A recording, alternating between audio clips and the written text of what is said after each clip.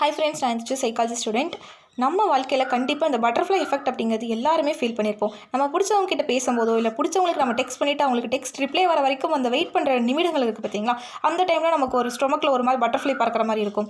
இல்லை ஏதோ ஒரு பயம், அவங்க என்ன சொல்லுவாங்களோ, இல்லை எனக்கு கூப்பிட்ருக்காங்களே, இது எதுவாக இருக்கும், இதுவாக இருக்குமா, அதுவாக இருக்குமா அப்படிங்கிற ஒரு எக்ஸைட்மெண்ட், ஒரு ஃபியர், இதெல்லாம் கலந்து வரும்போது நம்ம ஸ்டொமக்கில் வந்து அப்படியே பட்டர்ஃப்ளை பறக்கிற மாதிரி ஒரு டிஃப்ரெண்ட் ஃபீலாக இருக்கும். நமக்கே ஒரு அன்கம்ஃபர்டபுள் ஃபீலாக இருக்கும். சரி, இது எதனால் ஏற்படுதுன்னு கேட்டிங்கன்னா, நம்ம ஒரு எக்ஸைட்மெண்ட் ஆகும்போதோ இல்லை ஃபியராக இருக்கும்போதோ அட்ரினலின் ஹார்மோன் சுரக்க ஆரம்பிக்கும். அது என்ன பண்ணுன்னா, நம்ம பிளட் ரேட் இருக்குது பார்த்தீங்களா, பிளட் ஃப்ளோ ஆகிற ரேட்டை வந்து இன்க்ரீஸ் பண்ணும். இந்த பிளட் ரேட் என்ன ஆகும்னா சடனாக கட்டில் போய் ஃப்ளோ ஆக ஆரம்பிக்கும் ஃபாஸ்ட்டாக. அந்த கட் அப்படிங்கிறது ஸ்டொமக்லேருந்து அனஸ் வரைக்கும் இருக்கக்கூடிய ஒரு பகுதி தாங்க. அது வந்து சடனாக ஃப்ளோ ஆகும்போது ஒரு ஃப்ளட்டரிங் எஃபெக்ட் கிரியேட் ஆகும். அதுதான் நம்ம பட்டர்ஃப்ளை எஃபெக்ட் நம்ம சொல்லுவோம். நம்ம ஒரு மாதிரி டிஃப்ரெண்ட்டாக ஃபீல் பண்ணுறதுன்னு சொல்லலாம்.